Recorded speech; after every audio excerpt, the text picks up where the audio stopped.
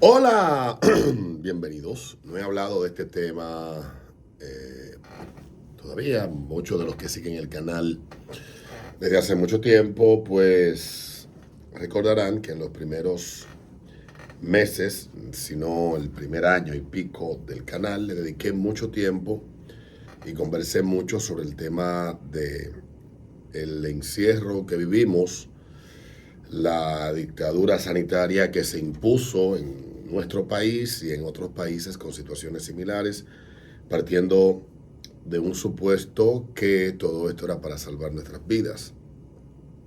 Hoy, los que defendieron, los que se sometieron de manera sumisa a, a los mandatos de quedarse en casa, a la obligación de tener que medicarse con cierta frecuencia, a la exigencia de un cartoncito, etcétera.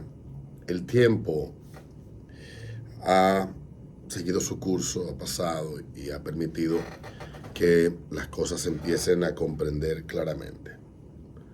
Muchos sabemos desde el principio de todo esto que todo lo que se estaba haciendo no servía para nada, pero tal vez por no contar con el aval que dan los títulos o la autoridad que da la posición que se ostenta, nadie tal vez le daba crédito a lo que se advertía. Nuestras advertencias no partían de un conocimiento o una sapiencia superior al resto de la sociedad. Más bien eran resultado de la curiosidad humana, de la búsqueda de respuesta ante este problema y la investigación constante de qué podía estar pasando más allá de lo que podíamos estar viendo producto del pánico que nos insuflaban día a día con estadísticas leídas a forma de noticiero donde todos los días se nos señalaba, se nos contaba el número. Algunos no entendieron que ese terror tenía que ver con control. En otros países esto tuvo que ver más, como el caso de Estados Unidos, con eh, una estrategia comunicacional para posicionar en la mente del votante un descuido de parte de quien en el momento gobernaba, checarle todos los problemas derivados de esta vaina, hacer un conteo terrorífico en todos los canales de televisión durante 24 horas, los canales de noticias minuto a minuto y estar constantemente con expertos insuflándole miedo para, para de esta forma no solamente, por un lado, promover leyes estatales que modificaban la forma de votar en esos estados y tal vez empujar a un resultado determinado, sino también suprimir en otros el deseo de la gente ir a votar y si A o B no surtía efecto, pues cambiar el sentimiento de, de quién era el responsable, que quien estuviera viendo y entonces esto pasará factura. Muchos dirán, eso es teoría conspirativa. No, eso está lo suficientemente documentado. El 20 de enero del año 2021 llegó al poder Joe Biden. Ese mismo día desaparecieron los cuadros, los conteos, los expertos y surgió otra conversación, otra narrativa. No en torno a quienes estaban muriendo, sino en torno a decisiones comerciales que beneficiaban a grandes empresas y que los grandes gobiernos, como el de Canadá, el de Estados Unidos, Unión Europea, se, se esforzaron no por buscar salvar la vida de personas, sino cumplir los acuerdos establecidos en los contratos con los grandes laboratorios que estaban acordadas las cantidades que debían de adquirirse y pagarse. Entonces, digo todo esto porque ciertamente lo que hemos visto con el fabricante de uno de los medicamentos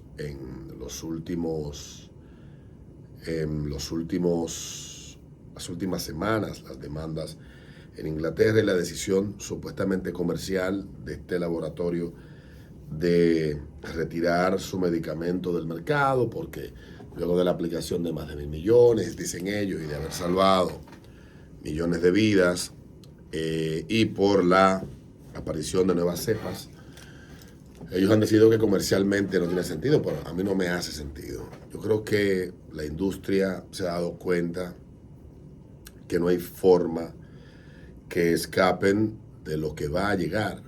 Y hubo un momento que yo dije que la verdad se iba a saber. Y la verdad se sabrá, porque si bien es cierto que lo que vivimos entre 2020 y 2022 fue como un experimento del modelo social chino, donde en este mismo canal YouTube se convirtió en un sensor implacable. A mí mismo me dieron un strike por una semana por mencionar la palabra que todavía hoy no se puede mencionar. ¿Obedeciendo a quién? Bueno, obedeciendo a un cliente que invierte miles de millones de dólares y estaba invirtiendo miles de millones de dólares, que era la industria que estaba en un proceso de venta y colocación de un producto en el cuerpo de todos nosotros. Producto experimental, un producto que ha dejado secuelas en mucha gente y que la comunidad médica decidió bajar la cabeza, gran parte de ella. Otra fue responsable, fueron críticos y pagaron el precio de su atrevimiento. Fueron enviados al ostracismo, suspendidos de redes sociales, de Twitter, de Facebook, de YouTube, de todas partes. El doctor Robert McCullough fue un hombre censurado terriblemente. Todos recordarán el caso de Joe Rogan, cuando informó que estaba enfermo y que había decidido seguir una serie de vainas y los comentarios que él hizo. Yo mismo, reitero, también viví eso y tuve que moderar la forma, buscar atajos para poder seguir hablando de los temas que para mí eran importantes en medio de todo eso. Y mientras tanto, en República Dominicana salen miembros del gobierno a hablar de la situación que se está conociendo en el mundo. Y hoy el ministro, que no era ministro para entonces, cuando todo esto inicia, pero el ministro de hoy, que lleva unos pocos meses siendo ministro, este caballero dice: nosotros no tenemos medicamentos de ese laboratorio en almacenes, y apenas fue un 3% de las personas que se medicaron que se le puso este. Pero ese es de ese caso que sabemos. De las otras no conocemos nada, pero repito, la verdad como el corcho saldrá a flote por sí sola y nosotros nos vamos a enterar. Los que tuvimos tal vez los cojones de no someternos a la narrativa impuesta, al acoso llevado a cabo por periodistas y medios de comunicación, al estigma de llamarnos anti no sé qué o negacionistas. No es negacionismo. En un contexto como el que estábamos viviendo de tanta confusión, era legítimo hacer las preguntas oportunas. ¿Cuántas personas hoy no están con nosotros porque sencillamente fueron empujadas a tomar decisiones sobre su cuerpo, su salud, y terminaron pagando el precio más alto que se puede pagar por una decisión de cualquier tipo, que es pagar con tu vida? Nos pusieron a firmar consentimientos informados, pero lo que menos hubo fue información. Se ha pagado un alto precio en crisis económica, destrucción de empleo, en salud mental, en desmoronamiento de familias, porque nosotros decidimos seguir un modelo que no estaba probado, pero que trajo consigo una realidad, un resultado que los políticos se resisten a renunciar a él, con la excusa de lo que pasó entre el 2020 y el 2022. Han aprovechado para decir: es necesario que hayan leyes que persigan la desinformación y la castiguen hasta con cárcel. Pero ¿quién es desinformador si la principal fuente de desinformación y noticias falsas es el Estado? si los principales mentirosos y, y propagadores de información engañosa son los políticos y los funcionarios públicos que nos gobiernen, ellos son los que mienten con más frecuencia y de manera más descarada. La pregunta que debemos hacernos: ¿vamos a permitir nosotros que, aprovechando todo el miedo que se instaló en la mente y el corazón de la gente, producto de un montón de acciones que se hicieron mal y que trajeron consecuencias fatales para mucha gente, que nos siguen robando libertad, derechos y soberanía, no solamente en lo que se nos garantiza, sino en lo que podemos decir y la manera que decirlo? Un Estado que busca, no solamente el nuestro, sino nuestros estados, están obsesionados los políticos, por ejemplo Brasil, con establecer filtros para ellos decidir lo que se puede o no se puede decir, cuando ese no ha sido el modelo de los últimos 100 años. Y puede ser que en China sean muy felices, o puede ser que en Singapur también lo sean, o en Corea del Norte, pero ese no es el modelo de Occidente. Rusia, Irán, Arabia Saudita, países del Medio Oriente, excepto Israel, tendrán su modelo, pero Occidente, ese modelo no es ni debe de ser el modelo. Independientemente de que haya quienes entiendan que el mundo debe de convertirse en Occidente en una especie de realidad de la novela de 1984 de George Orwell, que también bastantes veces la cité acá. Alex Berenson, yo lo empecé a compartir desde el mismo 2020, cuando me encontré en esa búsqueda por información, en esa búsqueda por el desmonte de esas barreras informativas que se instalaron y que no permitían ni siquiera que uno cuestionara mínimamente cualquier decisión. Alex Berenson fue de los primeros en señalar que todas las medidas que se pusieron en práctica en el 2020, a principios de 2020, no eran medidas científicas, ni que estuvieran probadas. Habían salido de un experimento que se había empezado a llevar a cabo en el año 2006, que un científico de los CDC y su hija de 16 años entonces, pues trabajaron esto como un juego de video, y terminó esta simulación en un sistema informático, terminó sacando recomendaciones, y que todo lo que se puso en práctica desde Italia, la Lombardía, salió de China y no se sabe cómo llegó. Claro que se sabe. Ya se sabe que los funcionarios principales que gobernaban esa región de Italia eran aliados o agentes del gobierno chino de Beijing y del CCP.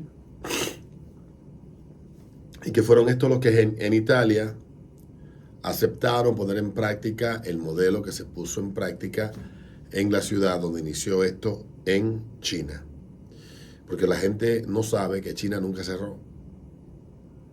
China cerró ciudades, aisló provincias, pero no cerró su país. Y luego de un año de fracaso, pues decidió soltar esa vaina, aunque mantuvo con la intención de seguir empujando al mundo al encierro y a la quiebra, la idea de que allí estaba todo encerrado y de que todo se iba a caer si no se seguía el modelo de ellos. Fueron los principales ganadores de todo esto. El principal ganador fue China, en Estados Unidos el Partido Demócrata y las izquierdas por toda Europa. Pero no duró mucho para que empezaran a derrumbarse gobiernos por todo el mundo. Nueva Zelanda, Australia, de los pocos que ha sobrevivido, de los más draconianos, de los pocos que ha sobrevivido, está el primer ministro canadiense, Justin Trudeau. Pero esto destruyó la vida, la salud y la economía de muchísimas personas. Y la verdad está saliendo y va a salir. Y no lo digo Tal vez porque me sienta feliz de que, como dice Alex Berenson en su artículo de el 2023, finalmente sucedió. Berenson, que ha escrito mucho en estos últimos días, escribe un artículo, varios artículos, habla de incluso cuando los defensores de esos medicamentos intentan decir la verdad sobre lo que terminan mintiendo. O sea, hoy los medios quieren olvidar lo que hicieron. Alex tiene un montón de cosas escritas en su blog, un montón de cosas. Él escribe, y con esto termino en este artículo: en 2021 intentaron destruirme por decir la verdad. Esto no es paranoia. La evidencia contundente muestra que la Casa Blanca y los medios de comunicación atacaron mi derecho a hablar y a apoyar a mi familia. Si no fuera por todos ustedes, lo habrían logrado. Si todavía estoy enojado, sí, todavía estoy enojado. No lo he olvidado o perdonado. Dice: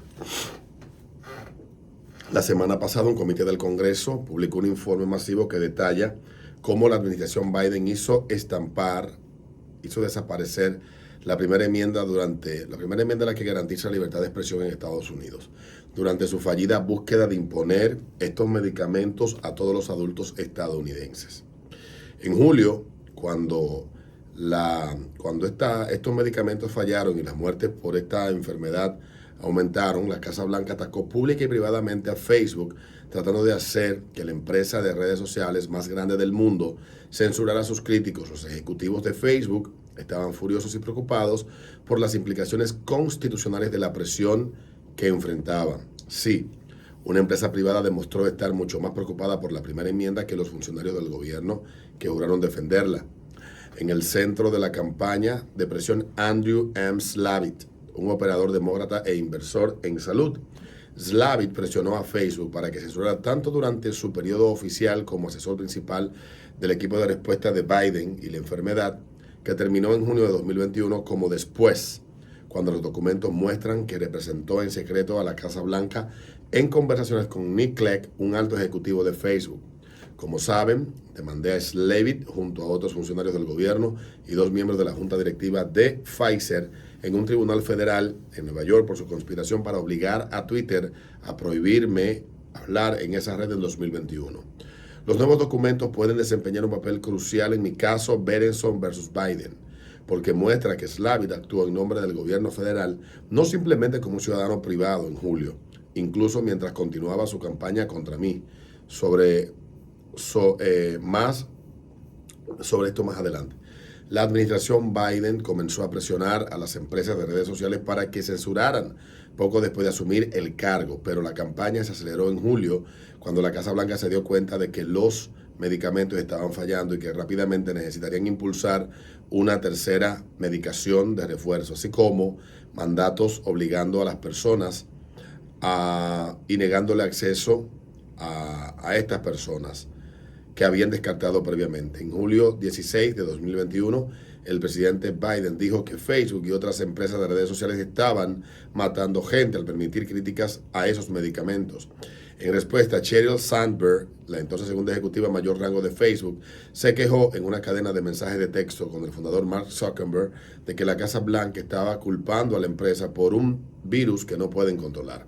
Más tarde añadió: Trump dijo cosas tan irresponsables. Si Trump culpara a una empresa privada y no a él mismo ni a su gobierno, todos se habrían vuelto locos. Pero la censura gubernamental no es toda la historia. Los medios apenas han mencionado el informe del Congreso desde que salió a la luz la semana pasada, aunque demuestra que altos funcionarios de la administración Biden presionaron a la empresa de redes sociales para que censurara las declaraciones verdaderas de los estadounidenses. Si la Casa Blanca pensaba que esas declaraciones reducirían la aceptación de ese medicamento. ¿Por qué? Posiblemente porque los propios medios de comunicación de izquierda, es decir, convencionales, pedían a gritos en 2021 que se censurara a cualquiera que hablara en contra de ese medicamento. Me acordé de esto cuando volví a ver un artículo de Tucker Carlson en abril de 2021 que el informe del Congreso considera particularmente molesto para la Casa Blanca. Cerca del final, Tucker mencionó a Brian Stelter, quien en ese momento presentaba el programa de críticas de medios CNN Reliable Source. En agosto de 2022, cuando los ratings del programa se acercaban atónitamente a cero, CNN lo canceló en un acto de misericordia, tanto para Stelter como para sus espectadores. Y la cara de Stelter llenó mi computadora. Pensé lo que siempre pienso cuando lo veo. Ese tipo intentó que Substack me baneara. En el 26 de septiembre de 2021, un mes después de que la Casa Blanca y Pfizer obligaran a Twitter a prohibirme, Stelter entrevistó a Chris Best, director ejecutivo de Substack, en su programa y me nombró como alguien que estaba vendiendo desinformación. Stelter continuó: cuando decide que la desinformación o la desinformación de esta enfermedad no es aceptable en tu plataforma, ¿dónde está esa línea? Para su eterno crédito, Bent no dio marcha atrás y dijo que era crucial que se permita la disidencia y no se suprima la discusión sobre cosas impopulares. Simplemente pensamos que es un principio importante para cualquiera. Entonces, después de ver ese clip, Tucker la semana pasada tuiteó, y un amigo me envió el mensaje de texto diciendo: oye, no llames a Esther Tefari, no es agradable y socava tus puntos serios. A lo que digo en septiembre de 2021, sigue diciendo Alex Berenson: después de mi prohibición en Twitter, este Substack fue mi única salida real al mundo y la principal fuente de ingresos de mi familia. Brian Stelter decidió que yo no era digno de tener una plataforma pública. Trató de convencer a Substack de que rompiera porque Twitter se había roto conmigo y me había cortado. Se equivocó en los hechos y se equivocó en intentar censurar. Tenía razón.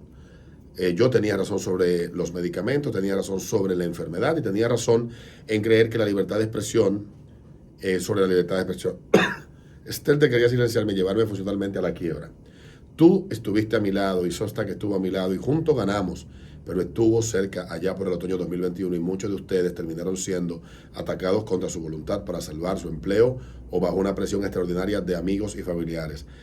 Lo sé porque me lo dijiste. Nunca olvidaré, nunca lo perdonaré. Así que Brian Stelter es gordo y es una de las personas menos atractivas que jamás haya presentado programa de televisión. Tal vez no debería darme cuenta de esas realidades o comentarlas públicamente. Sí lo hago, pero supongo que no soy tan buena persona. La venganza es un plato que se sirve frío. Todos los hijos de la gran puta que en República Dominicana se apandillaron para perseguir, estigmatizar y señalar a aquellos que nos atrevíamos a cuestionar legítimamente, a decir legítimamente y amparados en la Constitución lo que pensábamos sobre lo que se estaba haciendo, a defender la libertad de cada quien decidir si quiere o no arriesgarse a andar en la calle.